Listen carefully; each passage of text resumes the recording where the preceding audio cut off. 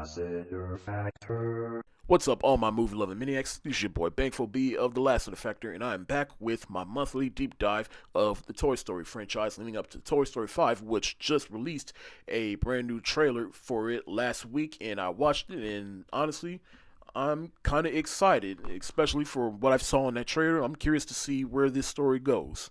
But for right now, let's talk about Toy Story 2. Now, Toy Story 2 is, as self-explanatory, the second movie of the Toy Story franchise. Woody's about to go off to cowboy camp with Andy, but his arm gets ripped, so he gets left alone, and he gets caught up in a yard sale trying to save another toy, and then gets kidnapped by a toy store owner and puts him with this collection that he is a part of to be sold off to a toy museum in Tokyo. Now, just like the very first Toy Story and really most of Pixar's earlier films before the first Cars movie, Toy Story 2 holds a special place in my heart for a number of reasons. I actually went to the theater to go see this with my dad. I remember seeing it, and of course, just like the first Toy Story, I wore this VHS tape out and still have to this day. And I am also of the opinion that it is one of the rare occasions where the sequel is better than the original. And watching with adult eyes, it further confirms that. Because this movie does a good job of building off of the first movie, in which he's at a crisis because he learns that he is part of a phenomenon, or a children's phenomenon. He has his own set called Woody's Roundup. He meets the Jessie doll, Bullseye, and Prospector. And Woody eventually has to come to terms with the fact that he's not going to last forever, and his owner Andy will eventually grow up, but he wouldn't miss that for the world. And then of course you have Buzz and the rest of the toys trying to save Woody. I just love how this movie is kind of the reverse of the first movie, in which Buzz, he kind of has a crisis about him being a toy, and now Woody, he's the one having a crisis, and it took Buzz to bring him down back to earth. And even as a kid, I just love the amount of new toys they introduce. Like, you have Wheezy over here, who is the toy that Woody is trying to save from the yard sale, and then they put a little bit more emphasis on how cool of a toy Buzz is, because they start the movie with Rex playing a video game of Buzz Lightyear, and then he fights some evil Emperor Zurg, and that would eventually get its own little cartoon, which I will talk about next month. You have the Prospector, who is not what he seems, and then Woody has his own horse called Bullseye.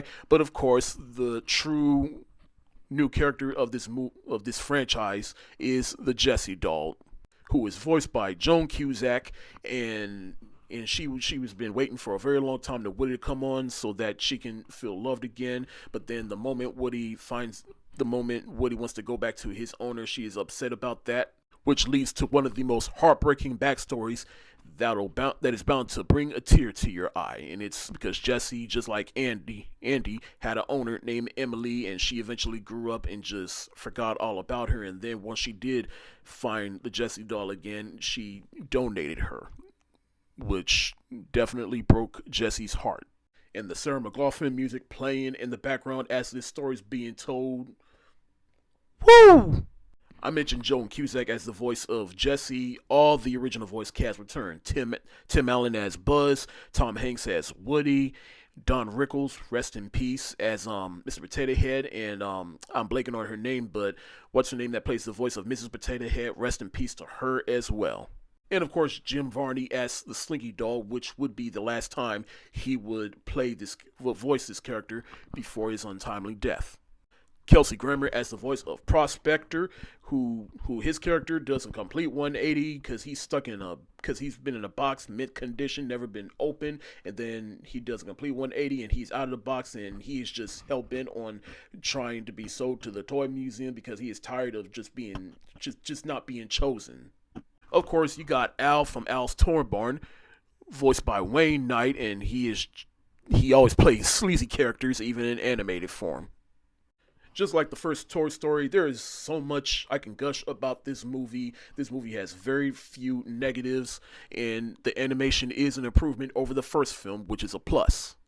And even the backstory of how Toy Story 2 got made is interesting in itself, because originally it was going to be straight to video, but then in the story itself, it wasn't looking too good. And John Lassiter, who was the former head of Pixar, he pretty much stepped in after he was done promoting A Bug's Life. And just within 1 year, he was able to turn this around and give us Toy Story 2.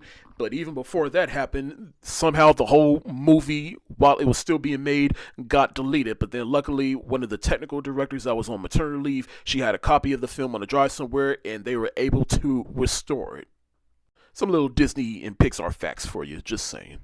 I go back and forth on which one I like more, Toy Story or Toy Story 2, but everyone will agree that it is definitely one of the rare occasions that the sequel is better than the original. And I will say, from an objective standpoint, that is correct. Toy Story 2 absolutely gets the hands up emoji because it is a masterpiece. That's it for today. Thank y'all so much for watching. And I ain't going to ask, have you seen Toy Story 2? I thought you probably have. But if so, let me know what you think in the comment section below. And also let me know which one you like more, the first movie or the second movie. Not what your favorite Toy Story movie overall, just between those first two movies. Which one you like more. This your boy Bankful B of the Lassiter Factor. Stay safe, wash your hands, peace.